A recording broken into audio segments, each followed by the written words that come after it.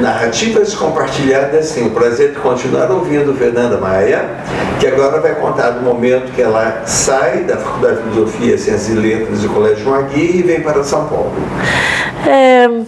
Eu comecei a estudar teatro aqui, a frequentar o teatro, começaram a me chamar para trabalhar. Os projetos que a gente fazia em Sorocaba começaram a vir para cá. Nós entramos em cartaz em alguns teatros aqui em São Paulo. Então nós resolvemos, eu e o Zé, alugar um apartamento. Ainda tinha uma outra pessoa, nós dividimos um apartamento. Eu passava uma parte da semana em Sorocaba, dando aula, e outra parte da semana eu vinha para São Paulo e fazia as atividades, ficava em cartaz, trabalhava no final de semana. Né? E aí começaram a me chamar para dar aula em uma escola de teatro. Aí eu comecei a dar aula numa escola de teatro. Aí começaram a aparecer os trabalhos com música. A minha formação é em letras e música.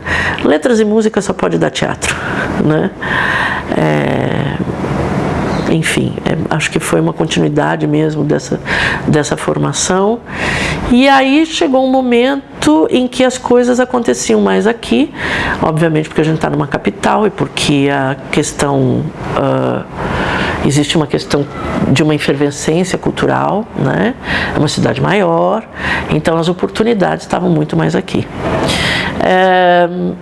Eu acho que é uma pena eu ter que sair da minha cidade natal para poder exercer a profissão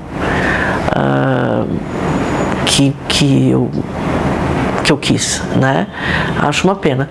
Mas, infelizmente, foi assim. Eu tive que sair de Sorocaba para poder exercer essa profissão, para trabalhar com arte, para ser artista e para ter oportunidades. Então, vir para São Paulo me deu oportunidades que em Sorocaba eu não teria, né? Desenvolver projetos, fazer coisas, inclusive porque eu acho que houve realmente uma diminuição da população de Sorocaba vendo, assistindo e prestigiando os artistas locais. Quando existe um artista de fora, aí sim, as pessoas vão num concerto, num show, numa peça de teatro, mas nos artistas locais isso é um pouco mais raro, né? Os artistas locais, como eu disse, faz muito tempo que eu saí, né? Não sei como é que está esse movimento agora, mas todo esse movimento que era muito estimulado pelo Festival Torpeiro, né? Pelos festivais de teatro estudantis de Sorocaba, pela ligação das escolas. Eu acho que isso acontece muito quando as escolas também começam a se afastar desse movimento, por questões também práticas e estruturais de demandas, né? Os coordenadores ficam com medo de entregar a chave, existe uma cobrança, como é que você deu a chave? Enfim, todas essas questões práticas fazem com que não só as questões práticas, mas eu acho que uma questão de cultura neoliberal também, né? Existe uma cultura neoliberalista que acha que a arte é perfumaria, né? E eu acho que as pessoas, a população começa a conhecer cada vez menos os próprios artistas, né? Então eu tive que vir para cá, né? Chegou um momento em que as demandas eram muito grandes aqui e aí eu falei, quer saber, vou de vez. Vim para cá, foi difícil no começo, né? Foi bem complicado. Eu vim para cá para ser atriz, né?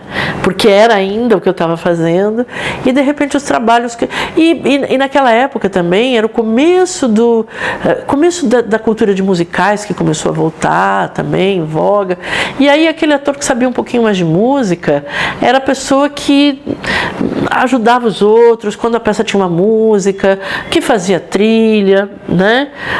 Ainda não se sabia muito sobre a função de direção musical, né? Na medida em que as coisas foram evoluindo, que eu fui começaram a aparecer esses trabalhos de direção musical, preparação vocal. Comecei a dar aula de canto, até por uma questão de sobrevivência aqui, né? E aí durante um certo tempo eu briguei um pouco com esses trabalhos de direção musical, eu ficava brava.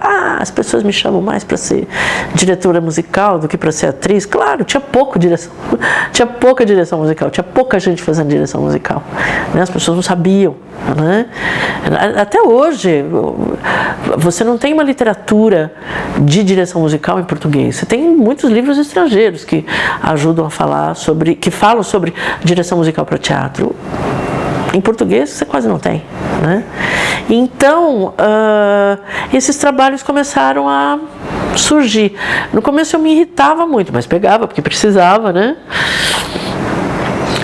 Mas esses na medida em que essas trajetórias foram acontecendo, esses trabalhos foram acontecendo, eu percebi que de uma certa forma era uma escolha. Cada vez que eu pensava num projeto para mim, eu pensava num projeto com música, aí aos poucos foi aparecendo a questão da dramaturgia, eu quis trabalhar com as peças infantis, então eu comecei a escrever espetáculos infanto-juvenis que apresentavam compositores para crianças, né? Então, aí comecei a ser indicada para os prêmios, né? Por conta desses espetáculos, ganhei um APCA, né? Um prêmio da Associação Paulista de Críticos de Arte por causa de um espetáculo baseado no repertório de Luiz Gonzaga. Então aí a gente vai fazendo a coletânea das nossas histórias, né? Então falar sobre arte também é visitar a própria trajetória, né? Eu escrevi um espetáculo chamado Menino Lua, que ganhou o prêmio FENSA, que ganhou, na época era FENSA, né? A PCA, por conta de um pai nordestino que me cantava músicas do Luiz Gonzaga quando eu era criança e que depois eu fui estudar no Nordeste, depois eu fui, né? No último ano, nesse ano eu tive uma parceria com o dramaturgo Nilton Moreno, no espetáculo As Cangaceiras, Guerreiras do Sertão. Nilton é considerado um dos maiores dramaturgos brasileiros vivos, né? Está escrevendo para cinema, tal. E foi uma experiência muito interessante. Esse espetáculo deve voltar. Eu tive a oportunidade de trabalhar com grandes diretores aqui em São Paulo, né? Trabalhei com o CPT, com o Lamartine Babo, que é o único texto escrito pelo Antunes Filho, que faleceu esse ano. O Lamartine Babo, o Antunes adorava o Lamartine. Ele escreveu, o Lamartine ficou 5, 6 anos em cartaz, né? Me deu um prêmio Shell também. Enfim, trabalhei com muitos diretores, foram experiências muito bacanas, né? Tem espetáculos com quem eu estou em cartaz, um dos últimos está em cartaz com o Luiz Vilaça, o solo da Denise Fraga, chamado Eu de Você. Foi uma experiência também muito, muito interessante trabalhar com a Denise, que é uma atriz muito dedicada, muito disciplinada, enfim. Mas eu também tenho um trabalho paralelo com um grupo contínuo, esse trabalho que começou em Sorocaba há 27 anos, com o Zé Henrique de Paula, veio para São Paulo e essa parceria ainda continua, né? A gente fundou aqui o grupo que veio de Sorocaba, que se chamava GDA, Grupo Dramático Alternativo, veio para São Paulo e virou o Núcleo Experimental. Ótimo. Então, uma pequena pausa e agora você vai contar a história em seguida do Núcleo Experimental. Até já.